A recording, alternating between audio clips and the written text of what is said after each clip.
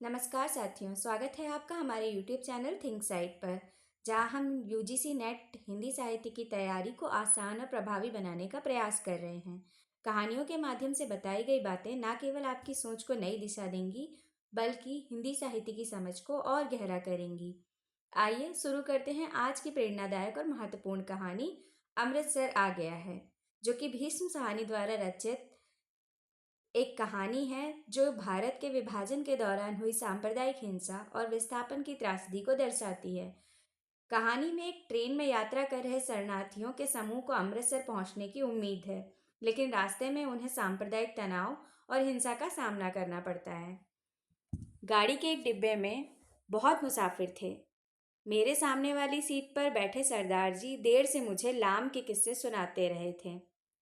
वह लाम के दिनों में वर्मा की लड़ाई में वहां भाग ले चुके थे और बात बात पर खीखी करके हंसते और गोरे फौजियों की खिल्ली उड़ाते थे। डिब्बे में 3 पठान व्यापारी भी थे। उनमें से एक हरे रंग की पोशाक पहने ऊपर वाली बर्थ पर लेटा हुआ था। वह आदमी बड़ा हंसमुख था और बड़ी देर से मेरे साथ वाली सीट पर बैठे एक दुबले से बाबू के साथ उसका मजाक चल रहा था। वह दुबला बा, वह दुबला बाबू पेशावर का रहने वाला जान पड़ता था, क्योंकि किसी किसी वक्त वे आपस में पश्तों में बातें करने लगते थे।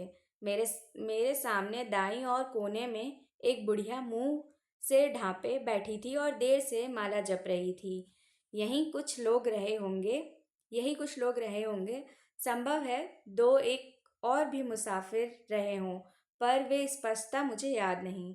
गाड़ी धीमी रफ्तार से चल रही थी और गाड़ी में बैठे मुसाफिर बतिया रहे थे और बाहर गेहूं के खेत में हल्की हल्की लहरियां उठ रही थीं और मैं मन ही मन बड़ा खुश था, क्योंकि मैं दिल्ली में होने वाला स्वतंत्रता दिवस समारोह देखने जा रहा था। उन दिनों के बारे में सोचता हूँ तो लगता है हम किसी छुटपुटे में जी रहे हैं। शायद समय बीत जाने पर अतीत का सारा व्यापार ही छुटपुटे में बीत जान पड़ता है। ज्यों ज्यों भविष्य के पट खुलते जाते हैं, यह छुटपुटा और भी गहराता जाता है। उन्हीं दिनों पाकिस्तान के बनाए जाने का ऐलान किया गया था और लोग तरह तरह के अनुमान लगाने लगे थे कि भविष्य में जीवन की रूपरेखा कैसी होगी। पर किसी की भी कल्पना बहुत दूर तक नहीं जा पाती थी। मेरे सामने बैठे सरदार जी बार बार मुझसे पूछ रहे थे कि पाकिस्तान बन जाने पर जिन्ना साहिब बम्बई में ही रहेंगे या पाकिस्तान में जाकर बस जाएंगे, और मेरा हर बार यही जवाब होता, बम्बई क्यों छोड़ेंगे, पाकिस्तान में आते जाते रहेंगे, बम्बई छोड़ देने से क्या तुक है।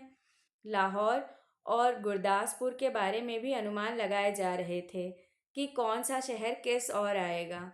मिल बैठने के ढंग में, गपशप में, हंसी मजाक में कोई विशेष अंतर नहीं आया था। कुछ लोग अपने घर छोड़कर जा रहे थे, जबकि अन्य लोग उनका मजाक उड़ा रहे थे। कोई नहीं जानता था कि कौन सा कदम ठीक होगा और कौन सा गलत। एक और पाकिस्तान बन जाने का जोश था, तो दूसरी ओर हिंदुस्तान के आज़ाद होने का जोश। जगह जगह दंगे भी हो रहे थे और योम ए आज़ादी की तैयारियां भी चल रही थीं। इसी पृष्ठभूमि में लगता देश आज़ाद हो जाने पर दंगे अपने आप बंद हो जाएंगे। वातावरण में इस छुटपुट में आज़ादी की सुनहरी धूल सी उड़ रही थी और साथ ही अनिश्चित भी डोल रहा था, और इसी अनिश्चित की स्थिति में किसी किसी वक्त भावी रिश्तों की रूपरेखा झलक दे जाती थी। शायद जेहलम का स्टेशन पीछे छूट चुका था जब ऊपर वाली बर्थ पर बैठे पठान ने एक पोटली खोल ली और उसमें से उबला हुआ मांस और नान रोटी के टुकड़े निकाल निकाल कर अपने साथियों को देने लगा। फिर वह हंसी मजाक के बीच मेरी बगल में बैठे बाबू की ओर भी नान का टुकड़ा और मांस की बोटी बढ़ाकर खाने का आग्रह करने लगा। का ले बाबू, ताकत आएगी, अम जैसा हो जाएगा, बीवी भी तेरे साथ खुश रहेगी। काले काले दाल कोर, दू दाल खाता है, इसीलिए दुबला है। मतलब खा ले दाल खोर, तू दाल खाता है इसीलिए दुबला है। डिब्बे में लोग हंसने लगे थे। बाबू ने पश्तों में कुछ जवाब दिया और फिर मुस्कुराता सिर हिलाता रहा। इस पर दूसरे पठान ने हंसकर कहा, ओ जालिम, हमारे हाथ में नहीं लेता है तो अपने हाथ से उठा ले। खुदा कसम बकरे का गोश्त है और किसी चीज़ का नहीं है। ऊपर बैठा पठान चहक कर बोला, ओ खंजिर के तुम इधर इधर तुम्हें कौन देखता है? तेरी बीवी को नहीं बोलेगा। ओ तू हमारे साथ बोटी तोड़, तेरे साथ दाल पिएगा। इस बात पर कहकहा उठा, पर दुबला पतला बाबू हंसता सिर हिलाता रहा और कभी कभी दो शब्द पश्तो में भी कह देता। ओ कितना बुरा बात है, खाता है और तू हमारा मुंह देखता है। सभी पठान मगन थे। यह इसलिए नहीं लेता कि तुमने हाथ नहीं धोए हैं, स्थूलकाय सरदार जी बोले और बोलते ही खीखी करने लगे। अधर लेटी मुद्रा में बैठे बैठे सरदार जी की आधी तोंद सीट के नीचे लटक रही थी। तुम अभी सोकर उठे हो और उठते ही पोटली खोलकर खाने लग गए हो, इसीलिए बाबूजी तुम्हारे हाथ से नहीं लेते। और कोई बात नहीं। और सरदार जी ने मेरी ओर देखकर आंख मारी और फिर खीखी करने लगे। मांस नहीं खाता है बाबू तो आओ, जानना डिब्बे में बैठो, जनाना डिब्बे में बैठो। इधर क्या करता है? फिर कह कहा उठा। डिब्बे में और भी अनेक मुसाफिर थे, लेकिन पुराने मुसाफिर यही थे जो सफ़र शुरू होने में गाड़ी में बैठे थे। बाकी मुसाफिर उतरते चढ़ते रहे थे। पुराने मुसाफिर होने के नाते उनमें एक तरह की बे बेतल्लुफ़ी आ गई थी। ओ इधर आकर बैठो, तुम हमारे साथ बैठो। आओ जालिम, किस्सा खानी की बातें करेंगे। अभी किसी स्टेशन पर गाड़ी रुकी थी और नए मुसाफिर का रेला अंदर आ गया था। बहुत से मुसाफिर एक साथ अंदर घुसते चले आए थे। कौन सा स्टेशन है? किसी ने पूछा। वजीराबाद है शायद, मैंने बाहर की ओर देखकर कहा। गाड़ी वहाँ थोड़ी देर के लिए खड़ी रही, पर छूटने से पहले एक छोटी सी घटना घटी। एक आदमी के साथ वाले डिब्बे में से पानी लेने उतरा और नल पर जाकर पानी लोटे में भर रहा था। तभी वह भागकर अपने डिब्बे की ओर लौट आया। छल छलाते लोटे में से पानी गिर रहा था, लेकिन जिस ढंग से वह भागा उसी ने बहुत कुछ बता दिया था। नल पर खड़े और लोग भी तीन चार आदमी रहे होंगे, इधर उधर अपने अपने डिब्बे की ओर भाग गए थे। इस तरह घबरा कर भागते लोगों को मैं देख चुका था। देखते ही देखते प्लेटफॉर्म खाली हो गया, मगर डिब्बे के अंदर अभी भी हंसी मजाक चल रहा था। कहीं कोई गड़बड़ है? मेरे पास बैठे दुबले पतले बाबू ने कहा। कहीं कुछ था, लेकिन क्या था कोई स्पष्ट नहीं जानता था। मैं अनेक दंगे देख चुका था, इसीलिए वातावरण में होने वाली छोटी सी तब्दील को भी भाप गया था। भागते व्यक्ति, खटाक से बंद होते दरवाजे, घरों की छत पर खड़े लोग, चुप्पी और सन्नाटा सभी दंगों के चिन्ह थे। तभी पिछले दरवाजे की ओर से, जो प्लेटफॉर्म की ओर ना खुलकर दूसरी ओर खुला था, हल्का सा शोर हुआ। कोई मुसाफिर अंदर घुसना चाह रहा था। कहाँ घुस रहा है? नहीं है जगह, बोल दिया जगह नहीं है, किसी ने कहा। बंद करो जी दरवाज़ा, यों ही मुंह उठाए घुसे आते हैं, आवाज़ें आ रही थीं। जितनी देर कोई मुसाफिर डिब्बे के बाहर खड़ा अंदर आने की चेष्टा कर रहे, अंदर बैठे मुसाफिर उसका विरोध करते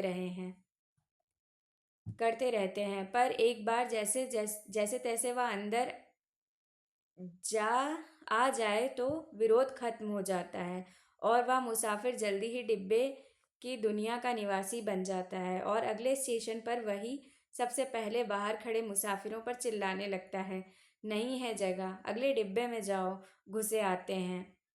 दरवाजे पर शोर बढ़ता जा रहा था।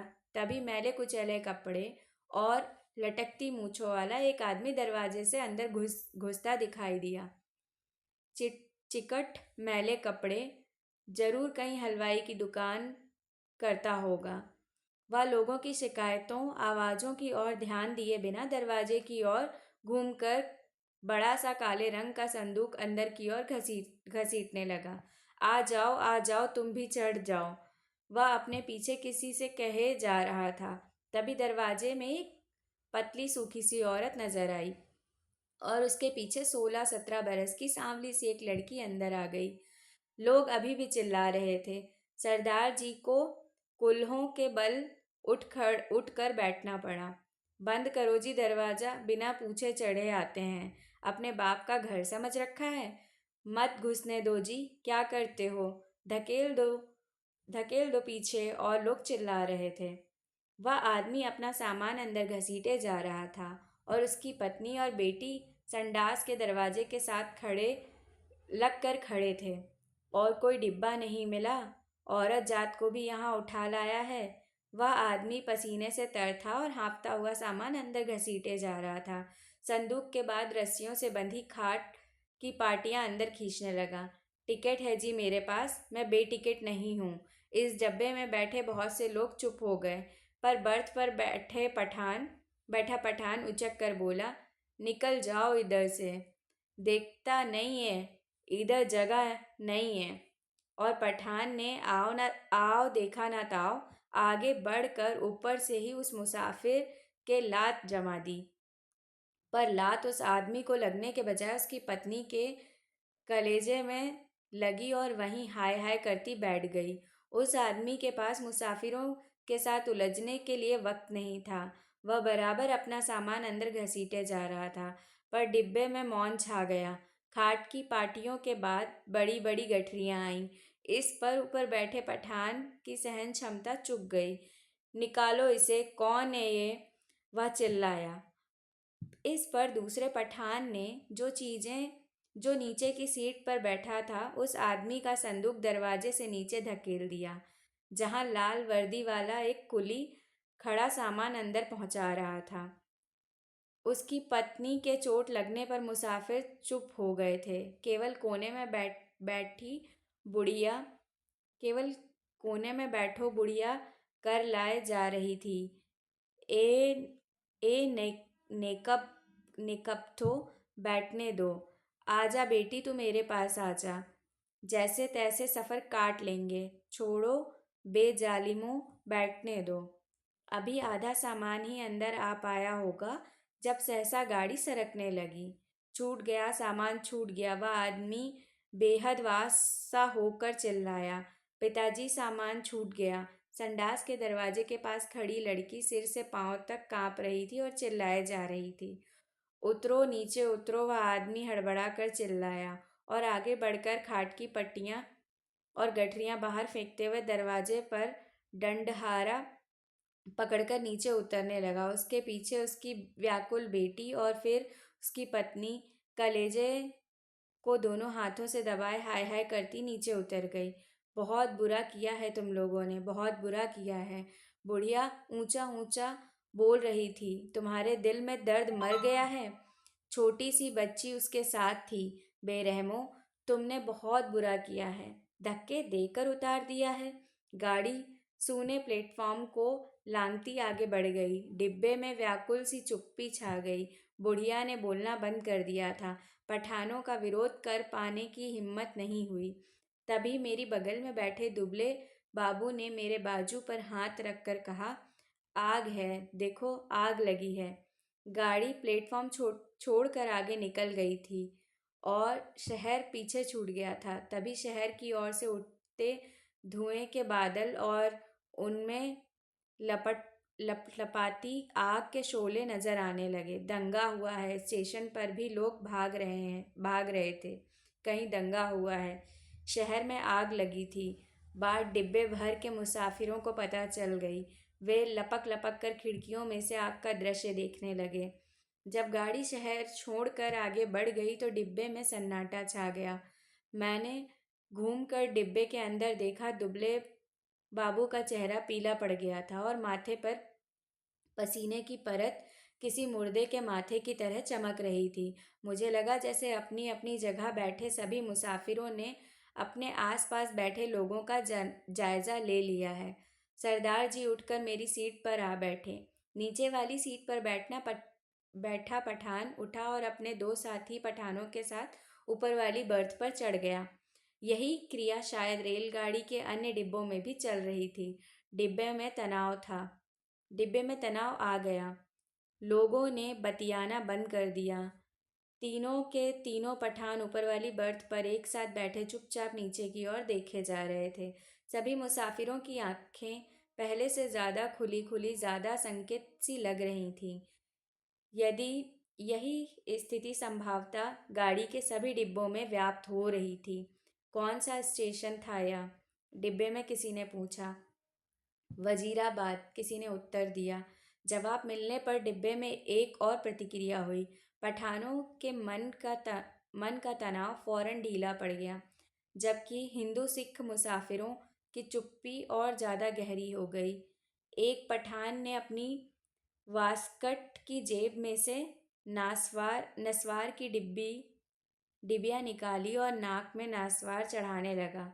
अन्य पठान भी अपनी अपनी डिबिया निकालकर नस्वार चढ़ाने लगे। बुढ़िया बराबर माला जपे जा रही थी। किसी किसी वक्त उनके बुदबुदाते होंठ नजर आते, लगता उनमें से कोई खोखली सी आवाज़ निकल रही है। अगले स्टेशन पर जब गाड़ी रुकी तो वहाँ भी सन्नाटा था। कोई परिंदा तक नहीं फड़क रहा था। हाँ, एक भिश्ती पीठ पर पानी की मशकल लादे प्लेटफॉर्म लांघकर और मुसाफिरों को पानी पिलाने लगा। लो, पियो पानी। औरतों के डिब्बे में से औरतें और बच्चे अनेक हाथ बाहर निकल आए थे। बहुत मारकाट हुई है, बहुत लोग मरे हैं। लगता है वह इस मारकाट में अकेला पुण्य कमाने चला आया है। गाड़ी सरकी तो सहसा खिड़कियों के पल्ले चढ़ाए जाने लगे। दूर दूर तक पहियों की गड़गड़ाहट के साथ खिड़कियों के पल्ले चढ़ाने की आवाज़ आने लगी।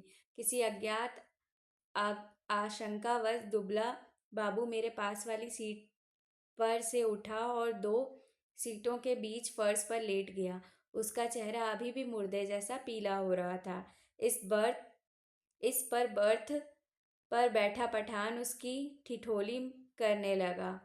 ओ बेगैरत, तुम मर्द है कि औरत है? सीट पर से उठकर नीचे लेटता है। तुम मर्द के नाम को बदनाम करता है। बोल रहा था और बार बार हंसे जा रहा था। फिर वह उससे पश्तो में कुछ कहने लगा। बाबू चुप बना लेटा रहा। अन्य सभी मुसाफिर चुप थे। डिब्बे का वातावरण बोझिल बना हुआ था। ऐसे आदमी को हम डिब्बे में नहीं बैठने देगा। ओ बाबू, अगले स्टेशन पे उतर जाओ और जनाना डिब्बे में बैठो। मगर बाबू की हाजिर जवाबी अपने कंठ में सूख चली थी। हकला कर चुप हो रहा, पर थोड़ी देर बाद वह अपने आप उठकर सीट पर जा बैठा और देर तक अपने कपड़ों की धूल झाड़ता रहा। वह क्यों उठकर फर्श पर लेट गया था? शायद उसे डर था कि बाहर से गाड़ी पर पथराव होगा या गोली चलेगी। शायद इसी कारण खिड़कियों के पल्ले चढ़ाए जा रहे थे। कुछ भी कहना कठिन था। मुमकिन है किसी एक मुसाफिर ने किसी कारण से खिड़की का पल्ला चढ़ाया हो। उसकी देखा देखी बिना सोचे धड़ाधड़ धड़ाधड़ खिड़कियों के पल्ले चढ़ाए जाने लगे थे। बोझिल अनिश्चित से वातावरण में सफ़र कटने लगा। रात गहराने लगी थी। डिब्बे के मुसाफिर स्तब्ध और संकित ज्यों के त्यों बैठे थे। कभी गाड़ी की रफ्तार सहसा टूट कर धीमी पड़ जाती थी तो लोग एक दूसरे की ओर देखने लगते। कभी रास्ते में ही रुक जाती तो डिब्बे के अंदर का सन्नाटा और भी गहरा हो उठता। केवल पठान निश्चित बैठे थे। हाँ, उन्होंने भी बतियाना छोड़ दिया था, क्योंकि उनकी बातचीत में कोई भी शामिल होने वाला नहीं था। धीरे धीरे पठान ऊँघने लगे, जबकि अन्य मुसाफिर फटी फटी आंखों से सुनने में देखे जा रहे थे।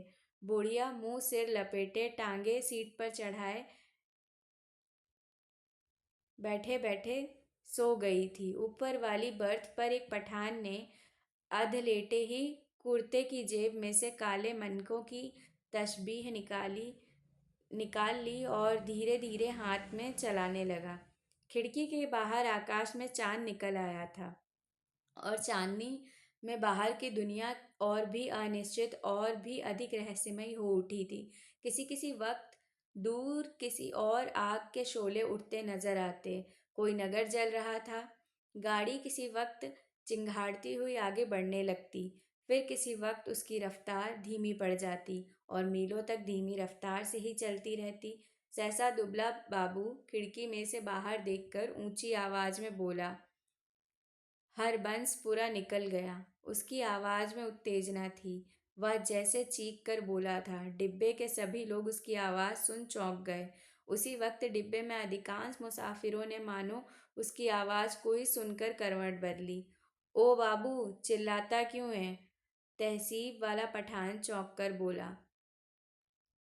इधर उतरेगा तुम? जंजीर खींचूं? ए और खीखी करके हंस दिया। जाहिर है वह हरबंसपुरा की स्थिति से अथवा उसके नाम से अब अनभिज्ञ था। बाबू ने कोई उत्तर नहीं दिया, केवल सिर हिला दिया और एक आध बार पठान की ओर देखकर फिर खिड़की के बाहर झांकने लगा। डिब्बे में फिर मौन सा छा गया। तभी इंजन ने सीटी दी और उसकी रफ्तार टूट एक रस रफ्तार टूट गई। थोड़ी ही देर बाद खटाक का सा शब्द भी हुआ। शायद गाड़ी ने लाइन बदली थी। बाबू ने झांक कर उस दिशा में देखा जिस ओर गाड़ी बढ़ी जा रही थी। शहर आ गया।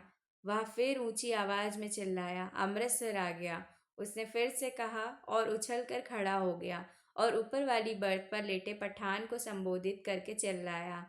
ओ बे पठान के बच्चे, नीचे उतर। तेरी तेरी माँ की, नीचे उतर। तेरी उस पठान बनाने वाले की मैं। बाबू चिल्लाने लगा और चीख चीख कर गालियां बकने लगा था। तह तस्बीह वाले पठान ने करवट बदली और बाबू की ओर देखकर बोला, ओ क्या है बाबू, हमको कुछ बोला? बाबू को उत्तेजित देखकर अन्य मुसाफिर भी उठ बैठे। नीचे उतर। मैं तेरी मैं। हिंदू औरत को लात मारता है, हरामजादे। तेरी उस। ओ बाबू, बक बकर नहीं करो। ओ खजीर के तुम तुख्म, गाली मत बको। हमने बोल दिया, हम तुम्हारा जवान जबान खींच लेगा। गाली देता है मादर। बाबू चिल्लाया और उछलकर सीट पर चढ़ गया। वह सिर से पांव तक कांप रहा था। बस बस, सरदार जी बोले, यह लड़ने की जगह नहीं है। थोड़ी देर का सफ़र बाकी है, आराम से बैठो। तेरी मैं लात ना तोड़ दूं कहना। गाड़ी तेरे बाप की है, बाबू चिल्लाया। ओ हमने क्या बोला? ओ हमने क्या बोला? सभी लोग उसको निकालाता था। हमने भी निकाला। ये इधर हमको गाली देता है, हम इसका जबान खींच लेगा। बुढ़िया नीचे बीच में फिर बोल बोल उठी। वे जिण जाग्यो, आराम नाल बैठो। वे रब दिए बंदियों, कुछ होश करो। उसके होंठ किसी प्रेत की तरह फड़फड़ाए जा रहे थे और उसमें से छिड़ सी फुसफुसाहट सुनाई दे रही थी। बाबू चिल्लाए जा रहा था। अपने घर में शेर बनता था, अब बोल, तेरी मैं उस पठान बनाने वाले की। तभी गाड़ी अमृतसर के प्लेटफॉर्म पर रुकी। प्लेटफॉर्म लोगों से खचाखच भरा था। प्लेटफॉर्म पर खड़े लोग झांक झांक कर डिब्बों के अंदर देखने लगे। बार बार लोग एक ही सवाल पूछ रहे थे, पीछे क्या हुआ है, कहाँ पर दंगा हुआ है। खचाखच भरे भरे प्लेटफॉर्म पर शायद इसी बात की चर्चा चल रही थी कि पीछे क्या हुआ है। प्लेटफॉर्म पर खड़े दो तीन खोमचे वालों पर मुसाफिर टूट पड़ रहे थे। सभी को सहसा भूख और प्यास परेशान करने लगी थी। इसी दौरान तीन चार पठान हमारे डिब्बे के बाहर प्रकट हो गए और खिड़की में से झांक झांक कर अंदर की ओर देखने लगे। अपने पठान साथियों पर नज़र पड़ते ही वे उनसे पश्तो में कुछ कहने लगे। मैंने घूम कर देखा, बाबू डिब्बे में नहीं था। ना जाने कब वह डिब्बे में से निकल गया था। मेरा माथा ठिनका।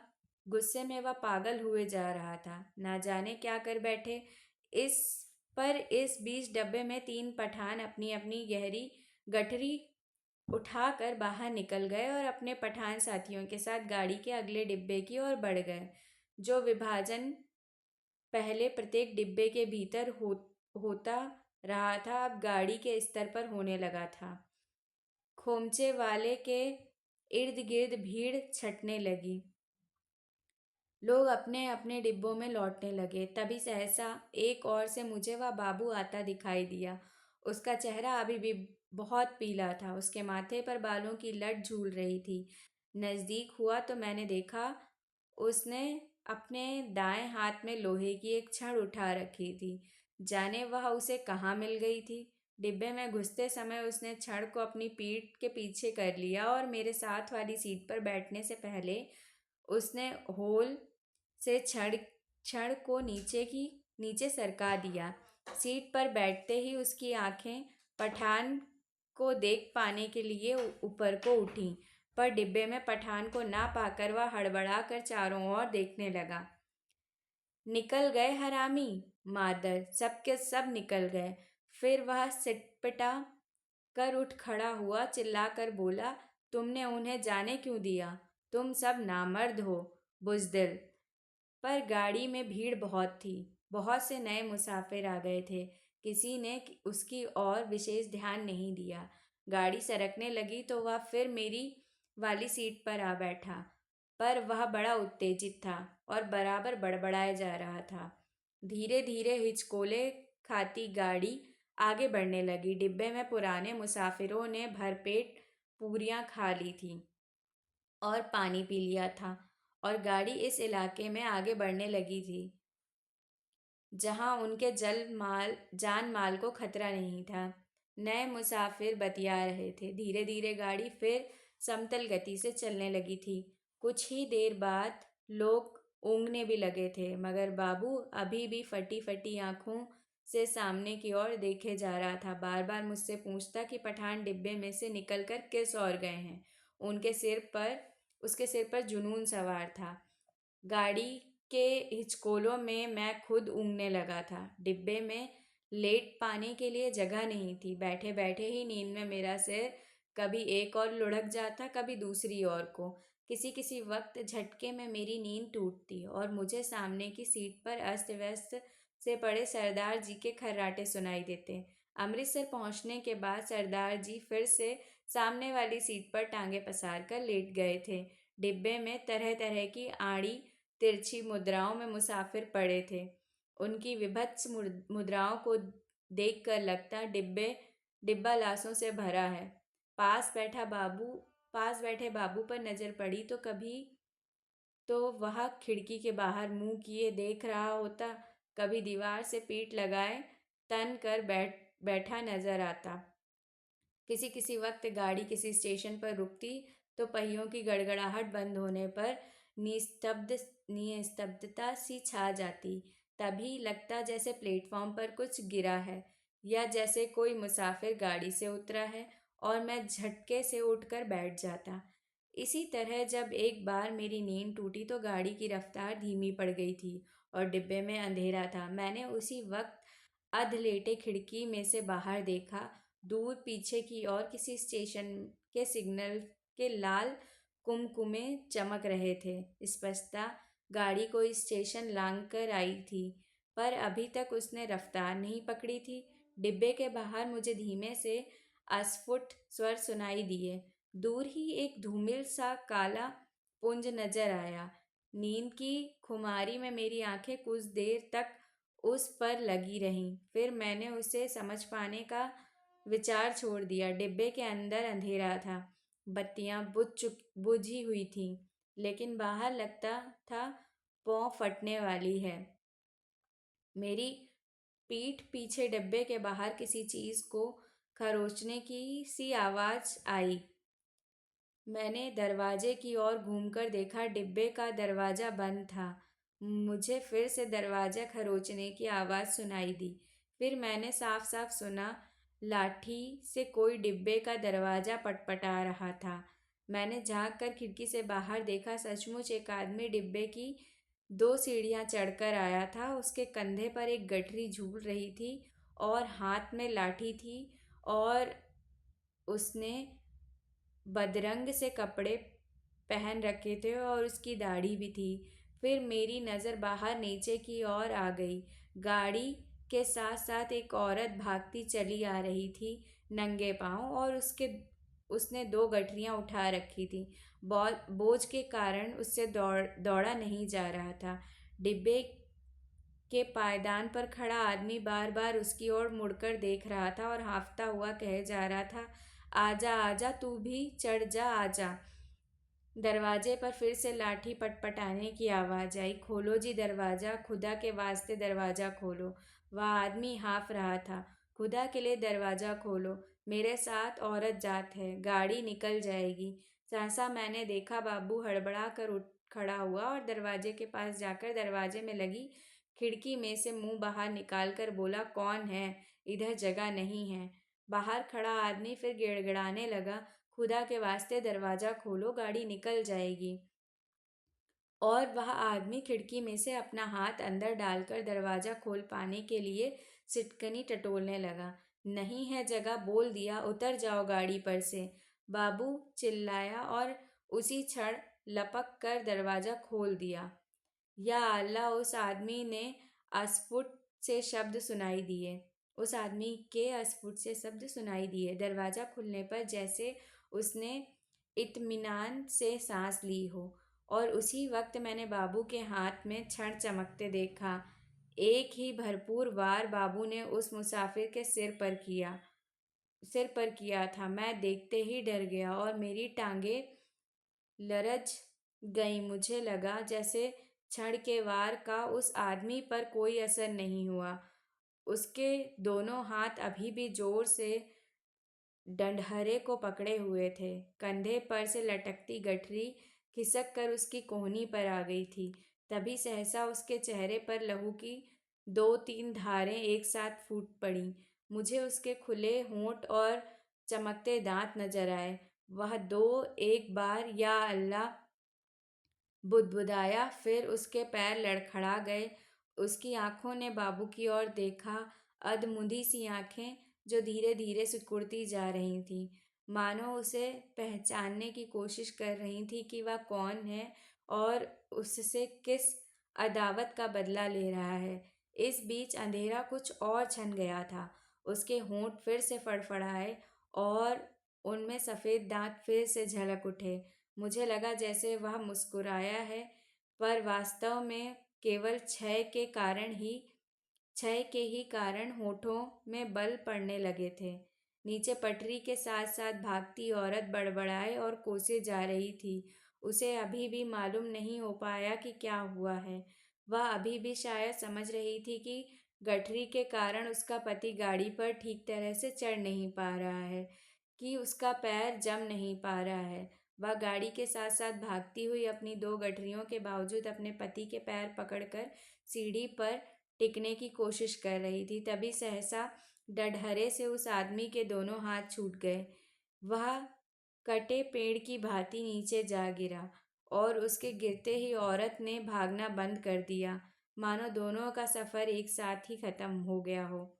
बाबू अभी भी मेरे निकट डिब्बे के खुले दरवाजे में बुत का बुत बना खड़ा था। लोहे की छड़ अभी भी उसके हाथों में थी। मुझे लगा जैसे वह छड़ को फेंक देना चाहता है, लेकिन उसे फेंक नहीं पा रहा। उसका हाथ जैसे उठ नहीं रहा था। मेरी सांस अभी भी फूली हुई थी और डिब्बे के अंधियारे कोने में मैं खिड़की के साथ सट कर बैठा उसकी ओर देखे जा रहा था। फिर वह आदमी बड़े फिर वह आदमी खड़े खड़े हिला।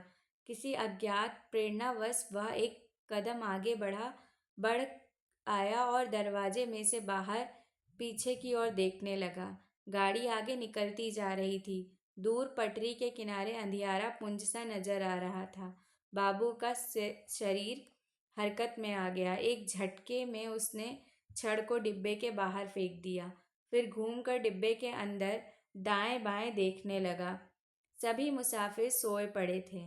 मेरी और उसकी नज़र नहीं उठी। थोड़ी देर तक वह खड़ा डोलता रहा, फिर उसने घूमकर दरवाज़ा बंद कर दिया। उसने ध्यान से अपने कपड़ों की ओर देखा, अपने दोनों हाथों की ओर देखा, फिर एक एक करके अपने दोनों हाथों को नाक के पास ले जाकर उन्हें सूंघा, मानो जानना चाहता हो कि उसके हाथों से खून की बू तो नहीं आ रही है। फिर वह दबे पांव चलता हुआ आया और मेरी बगल वाली सीट पर बैठ गया। धीरे धीरे छुटपुटा छटने छटने लगा। दिन खुलने लगा। साफ सुथरी सी रोशनी चारों ओर फैलने लगी। किसी ने जंजीर खींचकर गाड़ी को खड़ा नहीं किया था। छड़ खाकर गिरी उसकी देह मीलों पीछे छूट चुकी थी। सामने गेहूं के खेतों में फिर से हल्की हल्की लहरियां उठने लगी थीं। सरदार जी बदन खुजलाते उठ बैठे। मेरी बगल में मेरी बगल में बैठा बाबू दोनों हाथ सिर के पीछे रखे सामने की ओर देखे जा रहा था। रात भर में उसके चेहरे पर दाढ़ी के छोटे छोटे बाल उगाए थे। अपने सामने बैठा देखकर सरदार उसके साथ बतियाने लगा। जीवट वाले बाबू बड़े जीवट वाले हो बाबू, दुबले पतले हो पर बड़े गुर्दे वाले हो। बड़ी हिम्मत दिखाई है। तुमसे डरकर ही वे पठान डिब्बे में से निकल गए। यहाँ बने रहते तो एक ना एक की खोपड़ी तुम जरूर दुरुस्त कर देते। और सरदार जी हंसने लगे। बाबू जवाब में मुस्कुराया, एक विभत्स सी मुस्कान, और देर तक सरदार जी के चेहरे की ओर देखता रहा। तो साथियों, यह थी हमारी आज की कहानी, जिसने ना केवल एक कथानक सुनाया बल्कि साहित्य के गहरे भावों को भी सामने रखा। अगर ये कहानी आपको पसंद आई हो या आपको इससे कुछ भी नया सीखने को मिला हो तो हमारे वीडियो को लाइक करें और चैनल को ज़रूर सब्सक्राइब करें। मिलते हैं अगली कहानी में, एक नई प्रेरणा, एक नया पाठ और एक और कदम आपकी सफलता की ओर। धन्यवाद।